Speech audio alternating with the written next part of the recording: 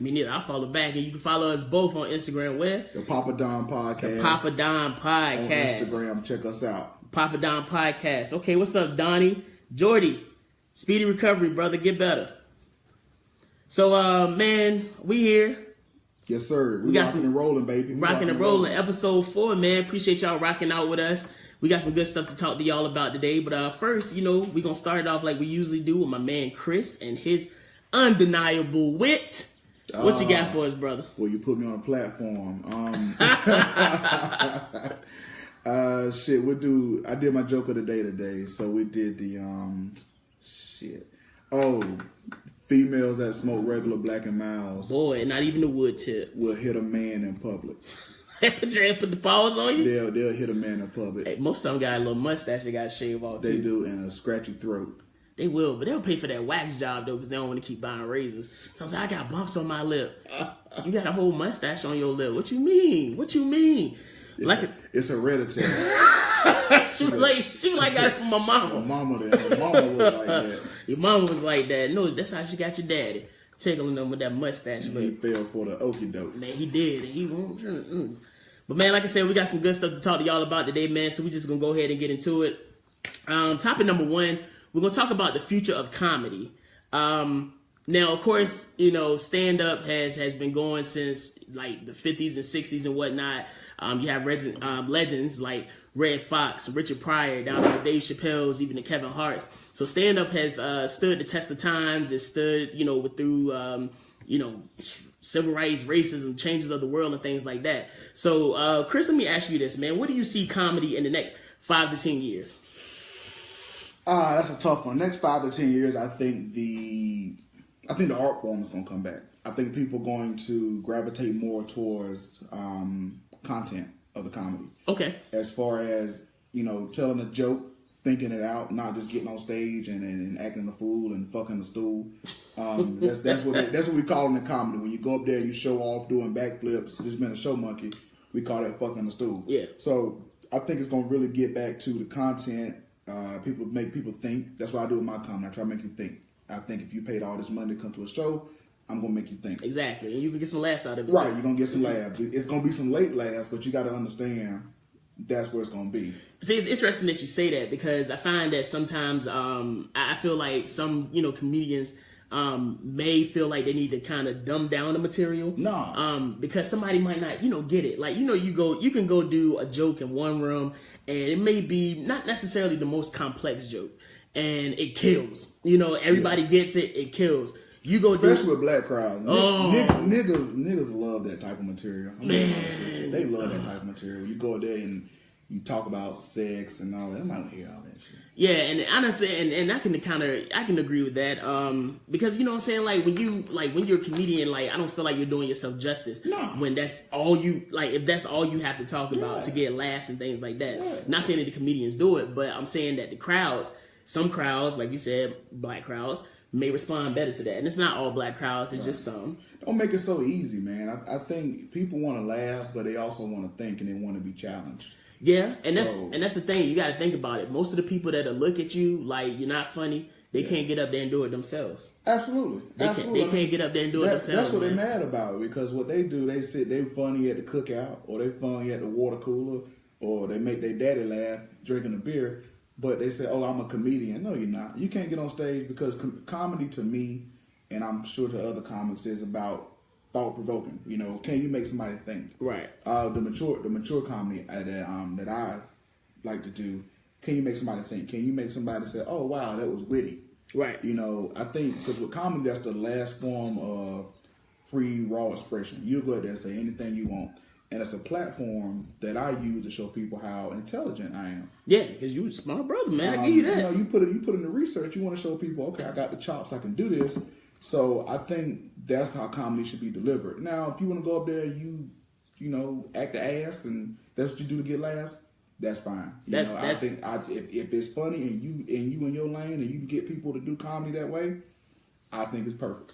you know what? Like you said, man, by all means, like I respect everybody's comedy style. Yeah, I really do. Different strokes for different folks. It is like because what works for me won't necessarily work for somebody else, Absolutely, and vice versa. So everybody out here with the comedy style, like I respect that. Yeah, but it's like my thing is like you said, man, with the crowds and things like that, like the ones that expect you to just get up and tell just dick jokes and fart jokes and all this, you know what I'm saying, all these things like that. And I mean, it can kind of be discouraging to you know, the more comedians that kind of cater their sets to you know, more intelligent, like kind of base jokes, layered jokes, if I say so myself, layered jokes and things like that. And it can kind of sometimes you know, discourage you because you're like, okay, well, damn, like if I really want to get a laugh, like let me just scratch all these jokes, this 30 minutes of material I get. Let me start over and just talk about how big my dick is. If I put in the work and I done sat home and sat up 3 or 4 o'clock in the morning writing this material, ain't no way in hell I'm going the day of the show and gonna scratch my jokes. You gonna hear what I got to say that day. Now, if you don't like it, that's on you. But I already got paid. So I don't care. I already got paid for the show. So whether you like it or not, I don't care. This is the jokes that you're gonna hear. Now I'm gonna tell you something. Now you ladies think that you know, it takes y'all a while to get ready with preparation and things like that. Try being a comedian. Man, it should take 2-3 weeks to get ready. Try being a comedian. You know, you got a show you know, like Chris said, 2-3 weeks, a month out. I go through at least, look at all this. Several notebooks a month. And y'all don't even want to see the inside of my phone or you know, my notebooks and things like that. I take my phone on stage with me. I take all my notes on stage. Because you go to work prepared. Exactly. Like I tell my opening joke, if you got your notes at your job when you go into meetings. Yeah. So this is what I'm going into meetings when I'm at work. So we're gonna work out like that, and that's how I get down. Yeah, and I mean that's how it is, man. Because honestly, you know, like a lot of cats go to, you know, open mics and things like that. Oh, that mama mine? Yes, mom. What's up, mom? Hey, mama.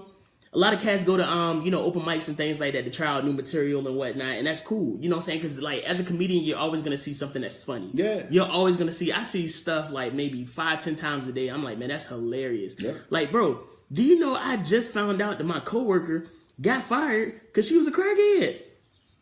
Did they drug test? Bro, drug test, background check, pass it all. They literally flew under the radar. Like, it's a whole... Well, crack don't stay in the system but 2 days. So she had a long weekend. She's straight. But she had she had crackhead tendencies, man. Like, she tried to trade me my stapler for a bag of popcorn. Uncle John. What's up, Uncle Core? So, for a bag of popcorn, man. So I was like, man, the crackhead tendencies, man, they gotta go. But I was just like, okay, I didn't see that coming. But it was all in the way she drove her car, man. I should have known. Like, she had 2 hands on the wheel, but both arms were stretched out like that. So I should have known the way that she was driving her car. It should have just let me know something about her. Right. But you know, as far as comedy and stuff like that, man, I feel like it's got a bright future. Like, you think about it, like what's happened from the 60s, you know, 50s, 60s up until now. Yeah. You know, and maybe even earlier. But up until now, with like the changes of the world and things like that, comedy has withstood the test of time. Well, it's coming full circle now. You got to think about all these comics now. So you think about the 50s and 60s, everything was a social movement. Everybody was woke. It's coming back this way now. Yeah, because now it's a lot of road jokes. And the thing about niggas are getting killed in the 50s and niggas getting killed now. So I mean, it's kind of like that's the honest truth. Everything comes go away. It's 360, man. Everything comes back around. Like you said, with being socially conscious back then and things like that. Being socially conscious and things like that. You know, telling jokes and whatnot, basically about how, you know, things were going on. Because that's what comedy is. Comedy is supposed to make light out of serious subjects. Yeah. You know, you're supposed to learn about my life and things that I like and things I don't like and how I see the world and things like that. And maybe you see it the same way. So with me using my comedy to try and, you know, lighten up serious issues, like it doesn't fix the problem, but it kind of makes you be like, okay, like it's easy appeal to swallow. Yeah, it is. Yeah, it is. Because I mean, literally, in even the most messed up situations, there's humor. You know what I mean? Jokes I threw away because my old lady would be like, "Nah, don't do it." Because I'm talking about like I got stuff, like I got like a joke about rape, a joke about child abduction, but it's just like. I can't because people are so sensitive. Is that that's sensitive. Oh, I'm glad you said that. That's so another thing. Man. If you are sensitive, don't come to a comedy show. Matter of fact, I'm gonna say it like the Ratchets. If you sensitive, don't come to a comedy show. That's Don talking. Like, come to my show. I need the ticket money. So you come to my show. You can be offended, but I'm gonna still get paid. All I'm saying is like, it's just like, all right. Now, when the movie Deadpool came out, there was a lady with the costume. Let's do the costume. Yeah, this dude with the costume, man. And there was a lady that the movie was rated R. The first Marvel rated R movie there was. It was intended for mature audiences because that's how the comic book was intended for. Mature audiences. Deadpool breaks the fourth wall. He uses profanity. I think I saw some titties in there somewhere. But, you know, I rewinded that part. I'll download tonight. Continue. Yeah, okay. But all I'm saying is there was a lady that was trying to get that rated R taken down to a PG-13 just so her son could see it. Right. And people feel like that you're supposed to conform everything for them. Like, the world is so sensitive now. And that's where sensitivity is not supposed to lie in the world of comedy. So if you got those jokes and things like that, you are going to step on toes. Absolutely. It's going to happen. That's the point of comedy, man. I think it's all about, can you make light, like you said, can you make light of the situation? It's going to be some people offended, man. People wake up to be offended. And you what can you do? Literally every day. I think if you got 99 people at your show and one person's offended, that's an 8. That's passing. That is an 8. I take 80%. That's a B. That's a strong B. So because it's just gonna be that one person that offend everybody. So I don't care. That one person, man. I performed at the Blue Olive that night that we was there. Yeah. Shout outs to my man Lonnie. Shout outs to Lonnie, bro. Yeah, thanks for the opportunity, Lonnie. So you know what I'm saying? I was there and this lady, she was like, well, when you told that one joke about the old lady, she was like, that one lady got up and walked out, and I was like, okay, but it's like it probably took her 20 minutes. Yeah, but she was probably drunk, drinking all that Ensure. But man, you know what I'm saying? But I'm like, one left, but it's still 100 here. Right. So I don't care about that. I got 99 of you. At the end of the day, I'm a comedian. I probably just said something on Facebook that might have been borderline offensive, but you laughed at it. So, you know what I'm saying? At the end of the day, you have to do you. I already know once I get on, they're going to go check my old tweets from like 2009. Oh, my God. And I'm going to have to apologize to somebody. Man, we're going to be like Dante. We're going to be like Dante DiVincenzo, man. Yeah. He shined, had 31 points against Michigan in the title, and then they found his tweets. Yeah. It's going to happen. They found his tweets. It's going to happen. Now Donnie brings up a good point. Shout outs to comedian Donnie. What up, Donnie? She said you got to perform for yourself first, and then you know, and once you having fun, everybody else having fun. You're right about that. Well, yeah, and that's a good point. Like when I first started doing comedy in 2011, I wrote what I think people would like, as far as like what I thought they was gonna laugh at. But then I was like, you know what? I'm gonna write what I think is funny. And man, ever since I did that, I took a little break. When I did that and wrote what I like, shit, I've been rocking and rolling. So I mean, you got to be your biggest fan. If you think it's funny, you get on stage and you deliver it, and your crowd gonna find you. That's what I'm starting to find out. Like my comedy crowd, my followers, they find me. Right. They're gonna gravitate towards what they want to hear, and I'm not gonna adjust it to. I'll tweak it, but I'm not gonna adjust it to fit your audience. You know what I'm saying? You and I style comedy is completely different. That's why we mesh. Yeah. But I'm not gonna come in and rewrite my jokes for Don's crowd. That's Don's crowd. And I can't do the same for Chris's because that's Chris's crowd. So I'm gonna write my jokes for my crowd, and then we're gonna intertwine crowds, and that's how we're gonna sell out the show. And that's why we bring y'all the PoppaDon podcast Absolutely. on a weekly basis. Absolutely. Now my homegirl Tanisha, she said she gonna sit in the front row and talk shit. I tell you what, I'm gonna call. I had your ass escorted out. I'm with the white folks now. Security. I'm gonna call you a Bratz doll. Hey, fat. Oh, Queen Essence. Peace. I love you, darling. But, you know what I'm saying? Okay, so with that, you know, we were talking about where we see comedy within the next 5 to 10 years. Yeah. Now, let me ask you this specifically. How do you think the Charlotte comedy scene can grow and expand within that time? Man, last night I did the show for the Kingdom Thompson. Shout out, man. Yeah. Shout out. You killed it, that show. That was great, man. That made me feel good. I got now sparred a little bit. It was some great comments on the show. That made me realize, man, Charlotte we on the cusp of being a wave for comedy. I didn't realize how many funny cats we got until last night. Like Juwan Cap, hashtag Charlotte new wave of comedians. Man, we rocking and rolling, man. So I think Charlotte, honestly, we getting in at the right time. I think 5 to 10 years from now, man, gonna be a lot of cats and Rolls Royces, man. I can tell you, it's gonna be a lot of money coming through Charlotte. It's gonna be a lot of money with comedy coming through Charlotte. And I feel the same way as you. Like, just talking about, like, as an art form, you know, when people think, you know, the one thing, the common misconception is if you want to make it in comedy, you have to move away from Charlotte. No, you don't. They'll come to you. No, they will. They will. Because you got, oh man, you got comedians that stay in like crazy places. Like Dave Chappelle lives in Ohio. Yep.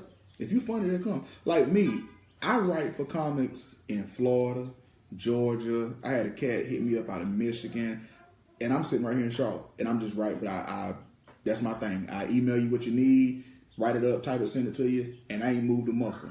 So you don't got to go to LA. You ain't got to go to Atlanta. I mean, if you can make the trip, cool. Yeah. But you don't got to pick up your family and relocate. I mean, if you funny, like they found me. So if you funny, they're gonna come to you.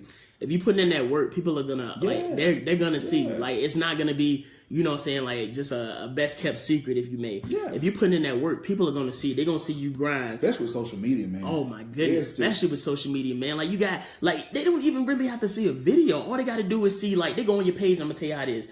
Yeah, you know it. Yeah. They go on your page. They see, you know what I'm saying, flyers here, flyers there, shows, da-da-da. They're like, you know what? If this cat wasn't funny, he wouldn't be getting all these opportunities. I used to run from social media, man. True story. I used to run from it because people doing videos, they get known, and I'm like, that ain't my type of comedy. So I was like, well, I'm gonna do this joke of the day. When I first started doing it, it might be 2 people like it, and one of them be my mama. And so it was discouraging, but I was like, you know, I'm gonna keep moving. And now, man, like I got people I don't even know checking for the joke of the day. Like, oh man, did you do your joke of the day? Did you do your joke of the day? And so that's just something I keep rolling with, and you'll never hear my joke of the day in my comedy. Right. That's completely separate than my routine on stage, but it's just a little taste. You know, it's an appetizer for what you're going to get on stage. But it's something to keep it relevant, something to keep me in the light of other comics and in the comedy scene, if you will.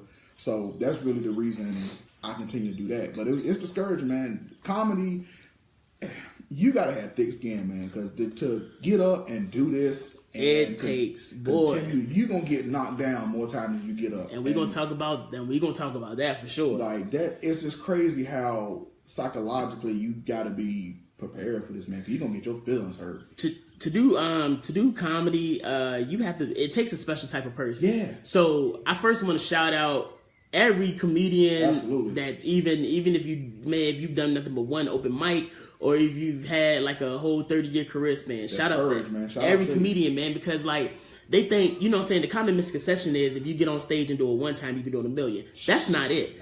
Anytime I'm about to get on stage, about probably 30 minutes before, my stomach starts to curling. How many times I done shit it. So I done stopped at so many gas stations.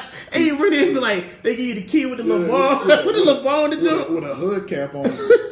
Hey, you gotta take this. Hey. You must got a show tonight. Yeah, I'm gonna go handle something. Man, like my nerves get tore up, and they don't go away until I get my nerves don't go away until I shake the host's hand. Right. And I shake the host's hand, I get that first laugh.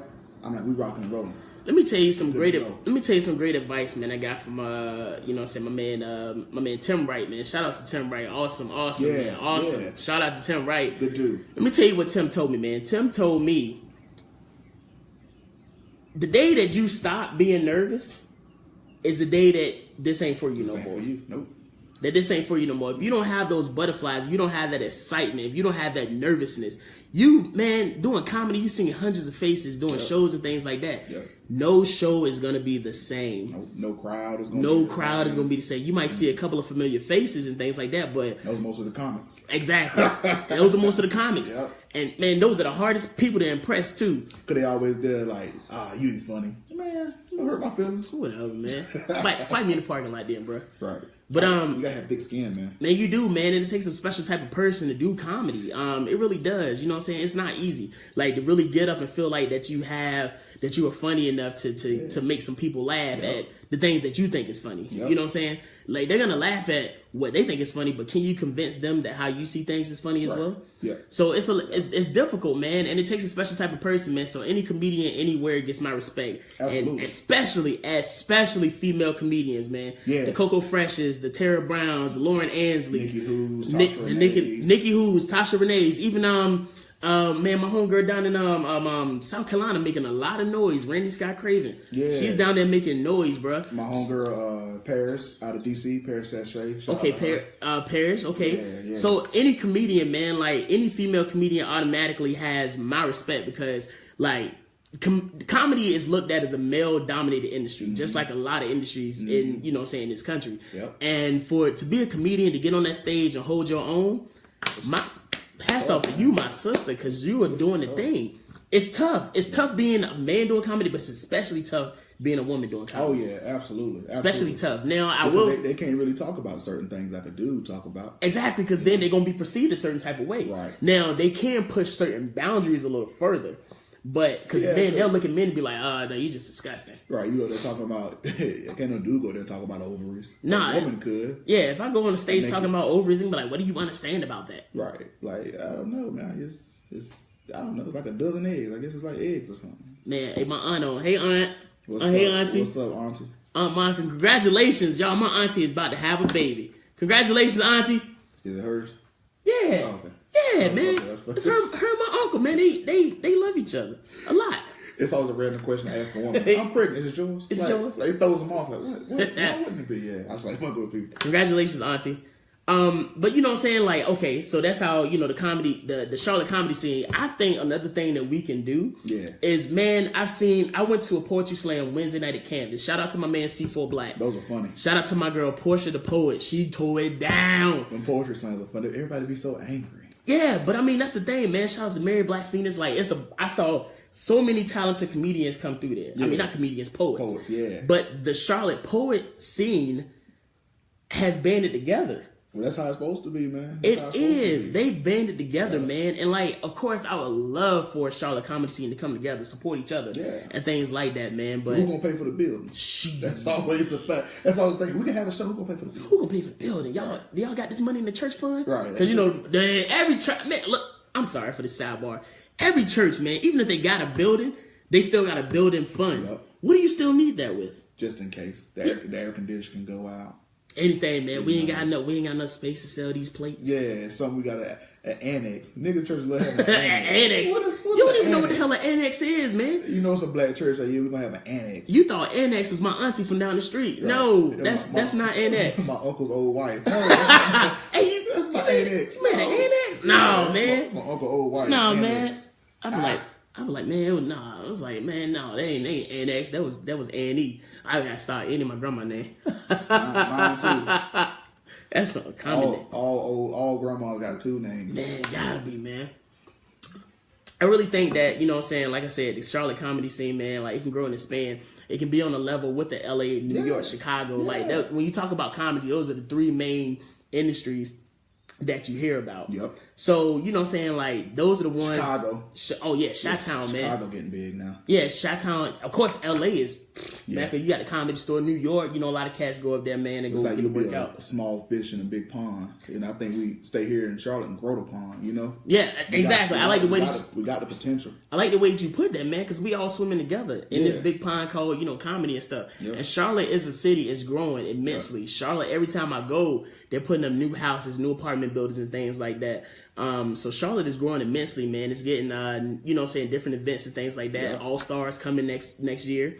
And to all the people that's coming, let me tell you something. All the people that's coming to All Star next year, this ain't no CIAA event, so don't bring CIAA money. These people don't bring CIAA people. This shit gonna be expensive. So if you come to All Star, don't come out here with no CIAA money. If you come to All Star, you better have some change in your pocket. You better save your tax money and about 3 child support checks, man. You know, they get mad during CIAA when it costs $50 to get in the club. It's gonna be $200 beginning during All Star weekend. Exactly. So don't come down here with your little tax money talking about we gonna ball out. You're gonna be embarrassed. You're gonna be home Saturday morning. They're gonna see your ass back home by Saturday. You make it Friday night. Like, man, I'm gonna go. No, you know what? You're gonna be asking for some cash app to come Saturday morning. Man, tell you what, we'll be on Backpage trying to make that up.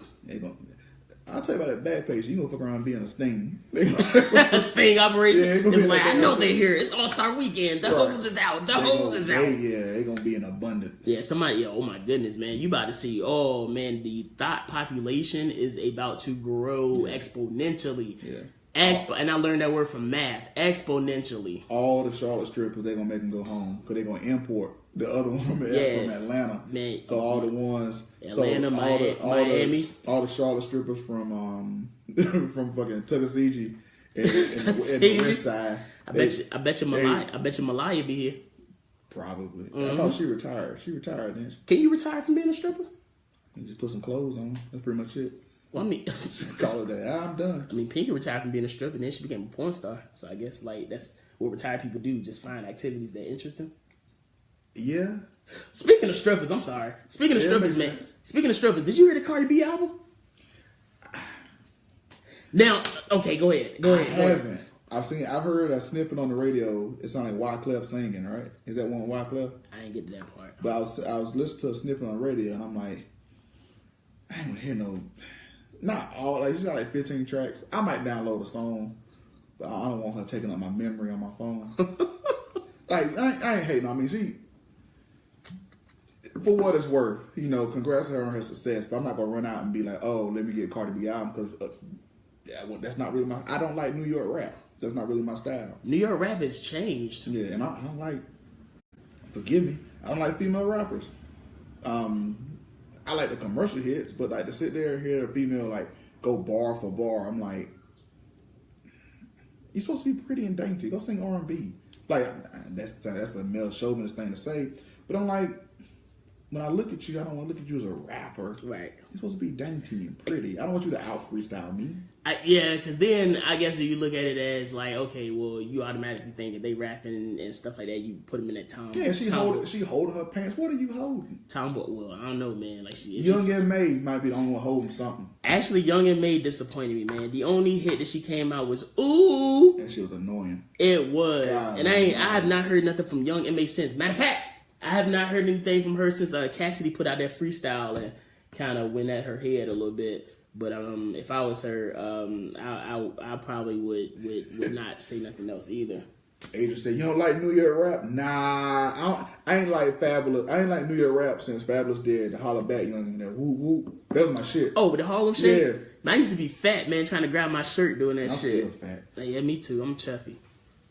I'm big for my height. I'm big for my weight. Yeah. Okay. It took me a while. I got you. I don't know if that makes sense or not. It do. Just somebody. Somebody gonna lie. Somebody. And speaking of lie, man, shout out to y'all for rocking out with us, man. Yeah, thank you everybody for hopping on. Shout out to y'all for rocking out with us, man. Hold on. Big E said, when I'm gonna get my interview on the PoppaDon. Man, listen, we sent your check in the mail. We coming, Big E. We coming. I promise. I promise we gonna get you on. Young and May, I get the bag.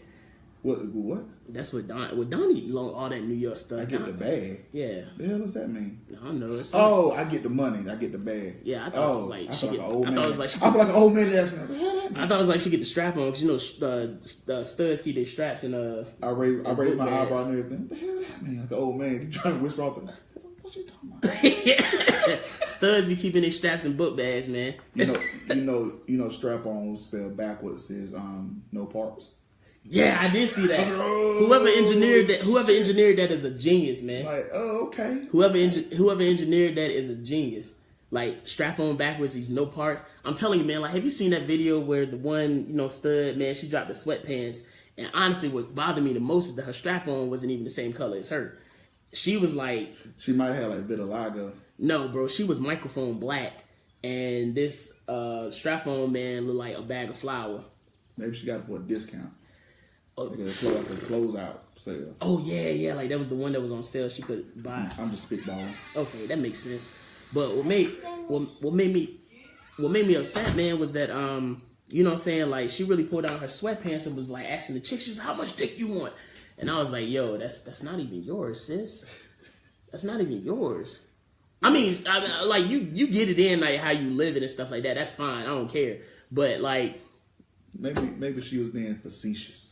I don't even know what that means. She was insinuating. Oh. I don't know. I'm going down a rabbit hole. Where we at? Going on a rabbit hole. All right. Well, we come to the portion of the we come to the portion of the show Well, we got Don's dilemma, man. What's the dilemma today? What dilemma today, man? All right, you know what? I done lost all my train of thought, man. Oh, my dilemma of the day. I talked about this the other day, man. It's when you sit on when you sit on the toilet. I sat on the toilet like 3 times the other day because my stomach was hurt. I made these ribs, they was bomb, but that barbecue sauce got to me, bro.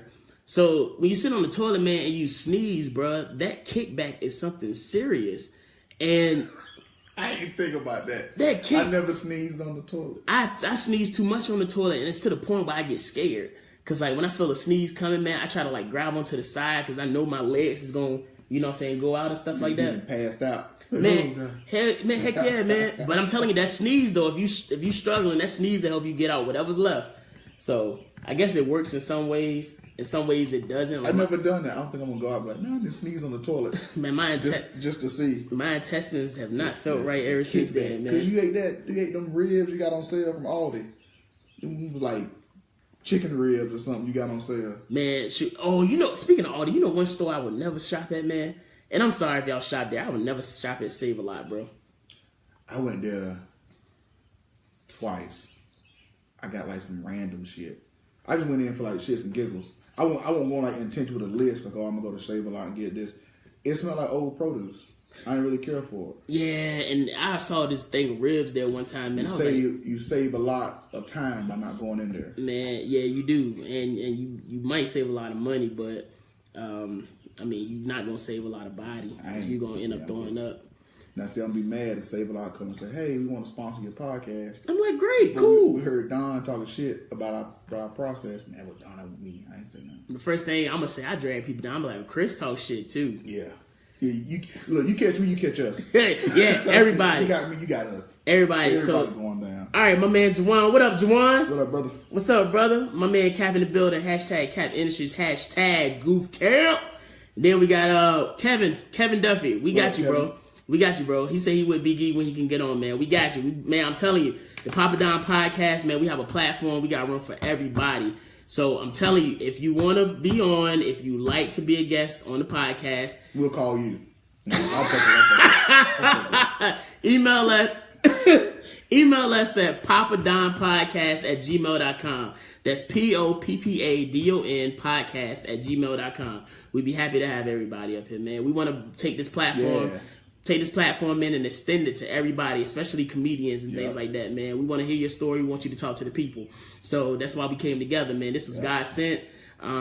So, I mean, that's what we do, man. We here for the people. Shout out to everybody on my live, both of you. Hey, shout out to everybody on my live, man. If I put them together, they equal 8 now. Yeah. It was equaling 9, but somebody dropped off my Facebook. My shit, I'm in the negatives. I owe somebody a view. Hey, look, she said kickback. That kickback is real, sister. You ain't never felt that? I know you have. You've been on the toilet like, eating them pork tacos. Hot chew. Yeah. I know how y'all do, man. Make y'all wig slide off the front of your head. I know what it do. So, all right. So, man, we come down to topic number 2 that we're going to talk about tonight, y'all. And this is something that if you're a comedian, either you have ran into it or you gonna run into it. And last night was my first encounter with it. And it's crazy because Chris actually came up with this topic like Tuesday. Yeah. Tuesday. So this topic was meant to be talked about tonight. We are going to talk about heckling during a show. We're going to talk about heckling. Because it's happened to, like, it happened to me last night. That's my first time. Yep. You know what I'm saying? That's my first time. And I'm not going to lie, man. I was bummed out about it. Like, I know it's part of the game. And I know, but I'm completely an open. I'm honest, man. I never put on no cool persona or nothing like that. I never put on no cool persona. I understand. Like, even it was some nights even Kobe scored 10 points. I'm gonna just leave that there. But let me see. It's some nights. You might have. Yeah. I mean, you can't hit a home run every time. Nah, you can't, man. I mean, you gotta have base hits for the win, man. Right. Oh, I'm sorry, Najee. It's PoppaDon Podcast, PoppaDon Podcast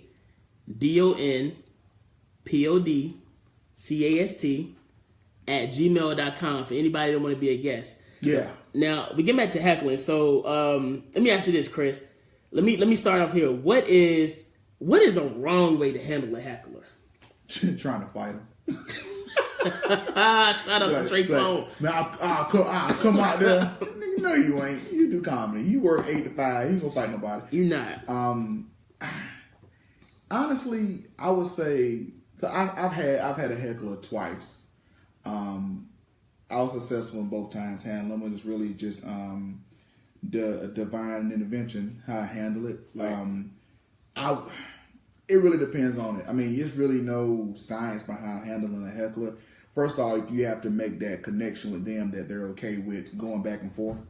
Some people, like in a situation down in South Carolina with a dude threw the stool at the comic Steve Brown. And that's what Amy Anderson right, yeah, swinging the stool at somebody. Because some people can't take a joke, but you got to have that understanding that the person that you're going to go with can take a joke. And they're going to have to understand if they're going to come to me heckling, I'm at my job. Right. I don't come to your job and tell you to sweep or whatever you do at your job. I don't come to your job bothering you. Push so these cards. Yeah, you bother me at my job, I'm going to say something. So I think it's really all about having that understanding. But the right way to do it, address it. Because if not, they're going to keep going. Address it, move on. If they want to do a joke, tell a joke, bam, let it go. I've seen some comics do 20 minutes on a heckler. I ain't doing all that. I'm not about to give you that platform. Right. I came with these jokes. I'm going to address it. I'm going to move on. And that's how I would handle it. That's how I handled it when I did the show in Rock Hill. I watched that. And I handled it when I did the show in Littleton. I handled the heckler. But suede jacket. Yeah, the suede jacket. I'm going to say one or two things. You want your time, I'm going to give you some time. I'm going to embarrass you. And we can go about our business. Because I like to roast, right. But I'm not going to sit there and go back and forth with you because this is my stage. This is my time. Yeah, that's why I'm not even going to front, man. That's why I messed up last night. I let my competitive nature get the best of me. And it's part of the game. You know what I'm saying? Because as a man, you feel like of course another man's testing you. Yeah. Whether here or in jail or whatnot, you're not gonna let that happen. No. So that's the thing, man. I let my competitive nature get the best of me. I was like, this dude is not gonna show me up. This is my stage time and whatnot. And that wasn't the right time. That wasn't the right way to handle it. No. So and it came off, selfish because I'm like, okay, you know what? I'm a use my interest. This is what I want to do. I want to roast you. Right. But what I really should be doing is entertaining these people that paid to come to see. Right. So, it's a learning experience and stuff like that, man. It's going to happen. So, it's going to happen, man. And I'm not going to lie, it messes with me because I'm a bit of a perfectionist. I mean, all comic. If you aren't, you shouldn't be a comic. I do agree with that. If you're not your biggest fan and critic or critic, whatever, I don't think you need to be doing it.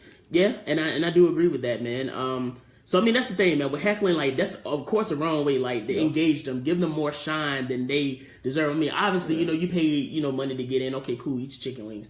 But, right. Some people really come to comedy shows. Right, to laugh. Yeah, to laugh. And some come with the intent that I'm going to be, It's a nit in every bunch. Man, oh my It's always one. It's always one. Always one, man. Always one. But that's the kind of mentality that they have, and it sucks because you get sucked there, emotions and things like that. Your emotions take over, your brain's not, right? And you get sucked into it, man. So yeah, I mean it's part of the game, man. You gotta understand. I know when I'm dealing with a heckle, if I hear somebody, talking and not paying attention, it kind of burns me up a little bit. I'm like, you don't give me the attention I deserve, right? So, because the way I think about it is, if you on this stage and you talking. Want undivided attention. So don't be an ass and don't give me, your undivided attention. Now, if you don't want to laugh, you don't want to enjoy the show, leave. I don't care. Leave. Yeah. But, don't come in with the intention of being just a jerk about it, Yeah, that's the thing, man. I mean, that's the one thing is the respect factor. You know what I'm saying? So even if you go to a comedy show and you're not really feeling what the comedian's saying, just at least give them the decency. Just don't sit there quiet or whatnot. If you want to laugh, great. If not, okay, that's cool. Nobody can... Take your ass home. Yeah, nobody can force you to do that. Your ugly ass wife. With the wig in the front like this. Like Curtis Blow, the little dangle. These are the breaks! Yeah. So, you can't, you can't force anybody to laugh and things. And, I mean, that's how it happens. But, you know what I'm saying? As a comedian, we always have to, we always must... remain in control of the show at all times. Yes, don't take it personal. Yeah, don't take it personal. And anytime you relinquish that control, you've already lost. You lost. And so I found it out, man, last night. It was a hard lesson to learn, but I mean, of course, my goal is to be a great comedian. So everybody's gonna have bumps and stumbles on the way, man. So last night was, one of my tests and things like that. So I'm just gonna use that to get better, and that's how that is. That's part of the game. Honestly, man, if I'm dealing with a heckler, I'm always nervous dealing with it because I'm like, will this roast that I'm about to say, will this go over? Will this jab go over? Right. And if it do, I get that laugh, I'm on the roll. And now we about to be rocking and rolling. But I really, honestly, truly try not to handle a heckler, man. Because it's, like you said, it just gives them too much power. Yeah. You're the comic. You're telling your joke. I'm telling my joke. I don't want to give you all this. I don't want to give you this platform. Right. I work hard to get on this platform. I worked to get on this stage. You didn't. All you did was pay your $10 and, put on your clothes and you come out here. Right. I had to prepare. So I try my best not to give them as many opportunities as possible. The thing that you find about it, though, man, and like we said earlier, we touched on this point where we said that it takes a special person to get on stage and tell jokes. Absolutely. I'm telling you now, not everybody, like you said, people that think they backyard funny, water cooler funny, things like that. Yep. Not everybody has the gall to get on the stage and tell some jokes. No, and that's just the honest to God truth. I agree. That's just the honest to God truth. Not everybody has that gall because you're like, okay, cool, you come take this mic and make these people laugh. Right. No. You got it. You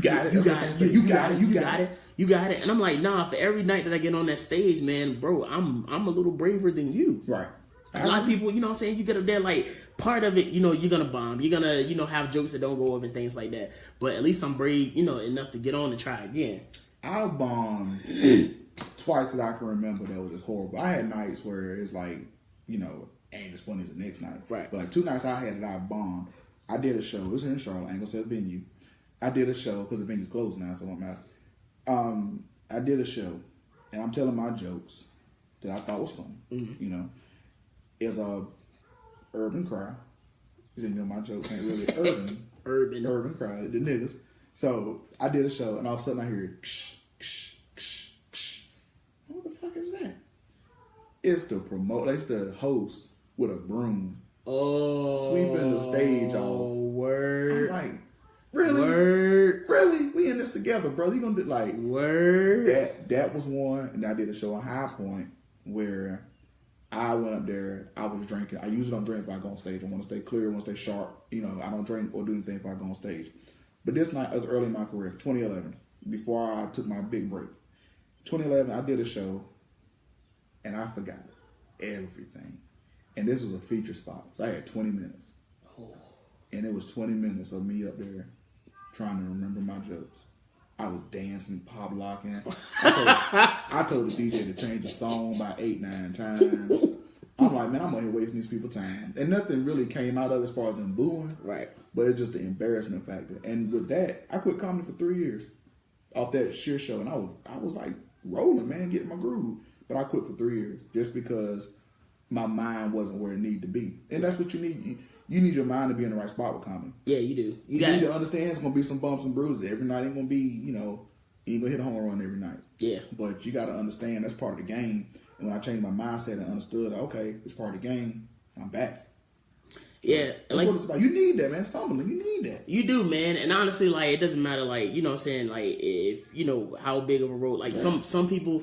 You know what I'm saying? Like, you just sometimes you gotta have that peg, you gotta have that platform right from under you, and you gotta get up and you gotta build up again. And I mean that's how I go. Like that's how it goes, man. It's just like having a perfect sandcastle, and then a wave comes, and all it does is watch that sandcastle wake so you can build it up higher. Yeah, it lets you figure out how to build a better sandcastle. Like like baseball, you strike out, the next time you go there, you're gonna figure out how to hit the ball better. Right, and exactly. That's all it is. Exactly, man. So it's all that's it, man. It's all performance, it's all practice and things like that. But that's definitely a wrong way that you can handle a heckler.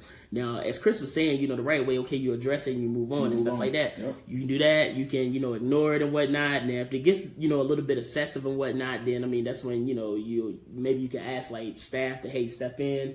You know what I'm saying? I say I got my gun in my car, be right back. Since you want to be so damn grown, I got my pistol in my car, and when I finish with this show, we can go outside. Now see, we here with the east side, so they be like, man, I got my pistol too. Bet. Man, I ain't trying to go in no door. I don't got that. Quit drama grown. Since you think you so funny. I ain't gonna threaten nobody. I'm scared. I don't got the chest to get shot no more. I'm scared. My chest is all gelatin like, man. I can't threaten nobody. This bullet is penetrating. Only thing I'm threatening with is 3 numbers, 911. I'm calling the police. I'm making a report. Man, what? I turned into a glorified snitch that night. Yep. Police. Who did it? Him. Right there. Yep. Him. I'm pressing all the charges. Him and the Avisu jeans, him. I want to press everything. Yep. All the charges. Aggravated, that's a misdemeanor. You sure that's not a felony? Yep. Right. You sure that's not a felony? You okay? I'm pressing all the charges. I don't care. Shoot, man, because sometimes like you gotta do that, especially like being a comedian, man. It's all about your safety. So it's like with cash rushing stage, like we rushing. And I done played some hood clubs, like some hood spots where I get my money. I'm running to the car. I'm gone. I got to go. I'm gone because they know. Right. They know I didn't got paid. Right. So I got to go. I done played some hood spots. Yeah, but I mean, it's all about, you know what I'm saying, like the safety and whatnot. You want to keep the show going and stuff. You don't want to put nobody in danger. Right. And stuff like that. So, you know, it's like one of the things, of course, to look out for when you're doing the show. You have the hecklers and stuff like that. It's going to happen. Yep. But, you know, how the outcome of that depends on how you handle it. Yeah. So, you know, if you have a reaction that's a little over the top and I whatnot. done threatened to slap him. I said, I'll slap shit out of you. He keeps talking. Dang. I won't do about it, but he stopped talking. I said, I'll slap shit out of you. He Now I probably- raised my hand. I was like, wow. And he sat down. Oh, I'm bullshit. I ain't slapping him. oh snap, man! I thought you took the Trey Pony approach. Yeah. I slap shit out of him. Evander Holy Trey, man. Shout out to Trey Pone. Good brother. Yeah, that's my man's. But it made me think, man. So when we were talking about, you know, heckling and stuff like that, who are some famous comedians, man, past the present, dead or alive, that you feel like if they heckle you at a show, you just gonna go off the stage because you ain't got no comebacks? I say Robin Harris. Oh, Robin Harris. Yeah. D.L. Hughley. I say Martin Lawrence, man. Martin still got fire, bro. Jamie Foxx. Oh, man, he ended Doug Williams' career. Yep. I am your conscience. Dan sure did. But Doug Williams light skinned in 2004, and before Drake came out, Nelly was out, but Nelly wasn't. You know, he was light skinned and buff. Yeah. So that's a difference. Before Drake came out and bought out light skins, like when Shamar Moore took the whole break and stuff, because he was representing on Young and the Restless at first. He was on Young and the Restless? Shamar Moore? I thought he was on that CSI show.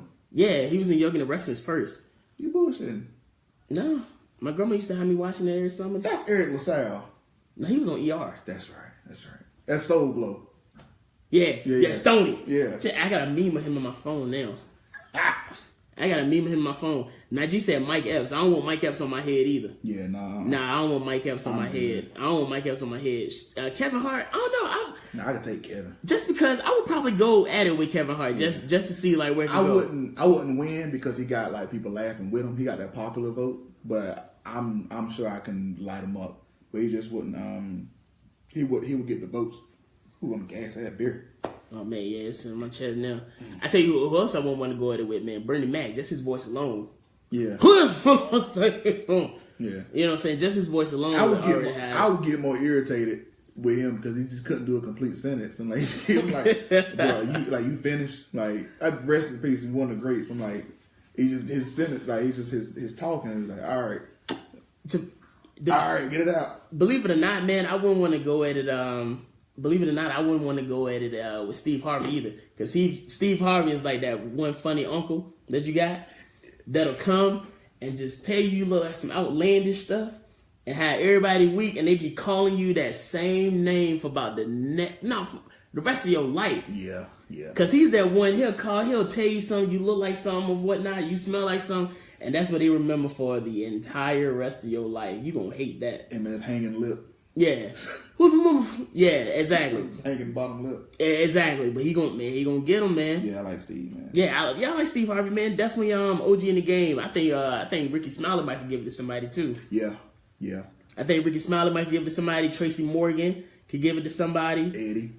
Eddie. Oh, man. He'll do the impersonations of you. He'll impersonate you. And he'll be like, man, damn, why you have to say all that? Like, that's how you know you lost a battle and somebody be like, man, damn, we didn't do all that. Be like, you know you lost, bro. Right. You know you lost. Honestly, I believe Chappelle would be great as a heckler, but he talks too slow. But he does. But he wouldn't necessarily joke you. Yeah. He'd say some stuff. He'll tell a story. Yeah, he'd tell a story to just make you feel so inferior. Right. A funny story that'll make you feel so inferior. Because they worth all that money. And everybody just look at you like you stupid. Right. Like, man, damn. All right. Well, yeah, you were right. Like, when you agree with the person, you be like, I can see where you're coming from. Like, you be like, man, I lost. I Googled it. You was right. Yeah. Oh, man, how we miss D-Ray? Oh yeah, I forgot about D-Ray. I don't want no parts of D-Ray, bro. His Netflix special is super dope. If you get a chance, watch his Netflix special, How to Act Black. Funny. I didn't think it was gonna be that funny, but I'm like, brother was sharp for the whole hour. For the whole hour. I don't want no parts of D-Ray. I don't want no parts of Michael Blackson. Lil Duval. No. Nope. No, I want no parts of him. Nope. Gary Owen. I'm telling you, man, Gary is a savage, bro. Gary is a savage, dog. Yeah. He's a savage. He's a savage, man. Yeah. Like he is. I've seen like Gary Owen like going to roast, and like him and Michael Blackson got a little roast, you know what I'm saying? Like I think I could take Michael Blackson. He would just do all that. You motherfucker. Yeah. You motherfucker. Like, nigga, if you don't go to BP, you like work at BP and tell everybody his name George. Like, he got a real long African name, but his name tag could be like James. Man, that ain't your name. How can I help you, motherfucker? Yeah. James. You want to chase for your fight? I don't have it. Yeah. Like, brother, that African shit. Yeah, so those, man, a few comedians, man, won't want no parts of. I won't want them to Tone X. No. Yeah. Yeah, I would not want none of Uncle Tone, bro. I've seen him in work. I would not want no parts of Uncle Tone, bro. That. He'll how you reevaluate your life and ready to jump off the tallest building in Charlotte. For a long time, too, he's very long-winded. So he'll keep going, but all right. Like, because he gonna hit you from your head down to your toes. Yeah. And boy, he may be like, all right, Uncle, he be like, no. Yeah. No, you gonna hear the rest of this. So I got somewhere to go. Like, you won. Like, I really gotta go. Uncle digging your ass, man. You don't want no parts of Uncle, man. I tell you that. So let's find out. So like you said, man, you was in the Road to NYC tournament last night. Yeah. How was that, man? Super dope, man. Shout out to 360 Comedy. Shout out to Keenan Thompson for having me on the show. The Comedy Zone for having me there. Super show, man. It was great. We got 5 minutes. They let me know I'm a 30-minute comic because I was trying to squeeze in 5 minutes, and I was like, this is tough. But good crowd. It was ready to laugh. It was great, man. A lot of different comics, a lot of different perspectives. Everybody was funny, man. Everybody. I can't even name everybody that was funny, man. It was like 20 of us. Cats from West Virginia. Oh, my boy Sean Murphy. Yeah, South Carolina, Raleigh, Greensboro, like really up and down the East Coast, man. Georgia, a couple cats from Georgia. It was just a real fun time. I didn't win, but I did my thing. You know, and when you realize like you ain't gonna win every competition, I'm like beat myself up about it. But it was super dope. I had a great time. Shout out to them for just letting me be on the show. It was hosted by No Limit Larry from Power 98. Okay. So he did his thing as a host. Very, very fun, man. Sharp, very time oriented. To feed so many Negro comics on the show and a Negro host, we started and finished on time, which was very surprising. Man, can't never find that from church. From church and football season. No. This show we started at 8 on the dot. 10:01, we were walking out the door. So they was bam. So bam. Let's go. Very well done. I was glad I was part of that. Because time is money. Who you telling? Time is money. So what you got coming up next, bro? With me, I'm in Atlanta. April. Comicville. Yeah, bro. Shout outs to Mr. C, Tina Graham. Yeah, shout out to y'all. Thank y'all for having me on that. I'll be in Atlanta April 19th. That's a Thursday. It's in Marietta. So if you know anybody in the area, come down, check me out. I'll be in that.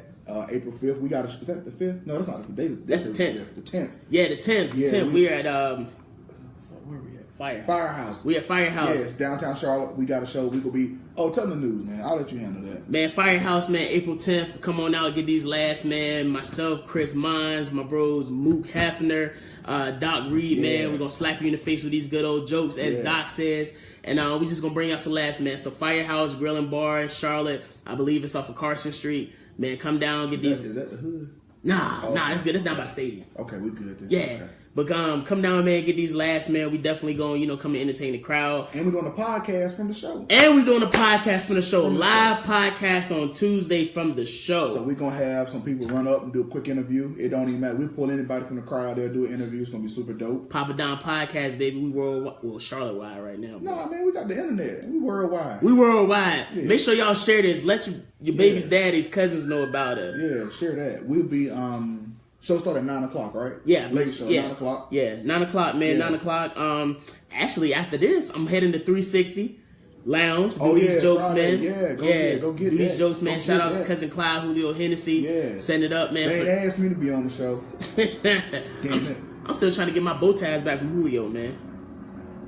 thick ass neck. Can't even wear a bow tie. Ooh, bow ties be sharp, man. I like his cardigans too. He be sharp. I like his cardigans. Fucking with him. Shout outs, man. Myself, Lauren Ansley. I don't know who else is on the show, man, but shout outs to everybody that's on the show tonight, man. 360 Lounge, Smith Corners Boulevard in Charlotte, man. Come out. North. That's on the north side. North. Yeah, and I'm still writing for everybody. I got some writing gigs I'm working on. Can't tell who I'm writing for. It's confidentiality. But I'm writing for some cats out of Florida, Michigan, Georgia, a couple different cats I'm writing for right now that been hitting me up. So I'm doing that. That's been fun for me, man, because I can sit home, I can write and email everything over.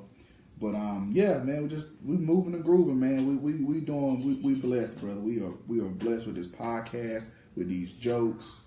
You know, we are rocking and rolling, man, and I couldn't do it with nobody else, man. I couldn't do it with nobody else. Hey, look, man, y'all don't understand, man. The PoppaDon podcast, man. Started through a text message. Started, man.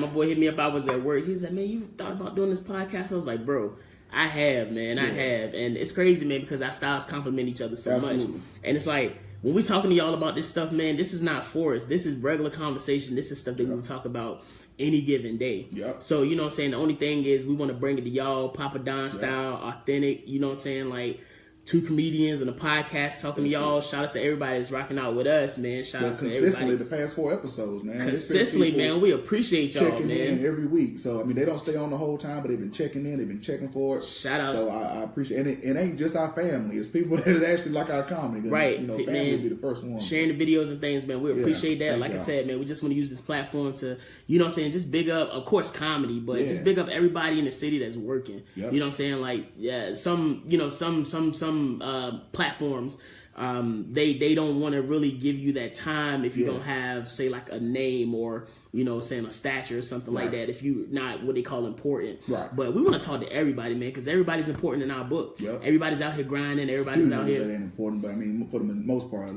everybody. Well, it's a few people I don't really think it's important, but it's for the majority. For the majority. I like what Chris said. For the majority. Yeah. So, you know what I'm saying? We here, man. We're just trying to big up everybody in the city, everybody that's, you know what I'm saying? Like I said, man, in the trenches, we all out here grinding. Yep. We all out here chasing dreams and stuff like that, man. So, man, we're going to have great guests coming up in the next coming weeks. We got some good things cooking. We got some great stuff lined up for y'all, man. So, y'all stay tuned. Well, about lost it. My bad. Y'all stay tuned. PoppaDon Podcast ain't going nowhere. No. We here. We appreciate the support y'all giving us, man. Absolutely. Week in and week out. Week out. Thank y'all for rocking with us, man. That's been the PoppaDon Podcast. Tell them who you is. Comedian Chris Mons. You can find me on all platforms, Instagram, Facebook, Chris Mons Comedy, all lowercase. PoppaDon Podcast on Instagram, all lowercase. What about you, Don? Man, they can find me on Instagram. First of all, I'm comedian Don Garrett, Southampton County Zone, stand up 434-757. You can find me on Instagram at Don Garrett Comedy. You can find me on Facebook at Don Garrett or Don Garrett Comedy. Find me on both pages or whatnot, man. Send me a friend request. Say hey, holla, what's up? You know what I'm saying? Like we're down to earth people, man. So if you see us in the city, just holla out, man. He is. I ain't. I'm a snooty ass nigga. No, I'm down to earth. I'm down to earth. He is, man. He ain't snooty because he ain't even button up his polo all the way. Right. Only snooty people do that. No, I'm cool, man. I love everybody. I love making people laugh, man. I love meeting new people. I met so many after the show last night. I woke up, some new people said, "Oh man, I like your style, I like your comedy." And to me, man, that's worth $1 million. You know, for somebody to say, it's like calling me. It's like comedy is my baby, and for me to deliver and you be like, "I love your comedy," it's like saying, "Man, your baby's cute." Right. So I like the way you put that. Yeah. That's that thinking. It's poetic, man. That's that 910. So that thinking. I be thinking. So, yeah, that's the reason we do it, man. We do it for y'all, bring y'all the lash and stuff like that, man. Original flavor with the PoppaDon Podcast. Absolutely. And y'all can find us on Instagram at PoppaDon Podcast. PoppaDon Podcast. Wherever you at, hashtag and share, man. Share this podcast, let your people know and stuff like that, man. Definitely, we're gonna have a logo soon. Yeah, we working on the logo as we speak. We're gonna get a logo as we speak. We getting the logo. We coming. Yeah. This has been the PoppaDon Podcast, y'all. Episode 4, Moonshine. Check us out on SoundCloud too. We put this up on SoundCloud. Yes, we are on SoundCloud. We'll go ahead and we'll post the link after the show once I get everything uploaded. Yeah. Because I am a host / soundware engineer. Yeah. I just show up. I ain't that tech savvy. I just show up. Nah, man, it's all good. We'll definitely have it for y'all, man. On SoundCloud, we'll post the link. It's soundcloud.com/PoppaDon podcast, but we'll go ahead, big up and shout it out and whatnot. You can also find it in our Instagram bios. But that's been episode 4 of the PoppaDon podcast, man. So thank y'all so much for rocking out with your boys. Peace. We love y'all. Thank y'all. I'm satisfied with that. Yes, sir. That was perfect. Okay, 104 views. Hey, thank you, Najee. She said she shared it. Enjoy your night. Keep the world laughing. Thank you, Najee. AMK. SoCo stand up. We out.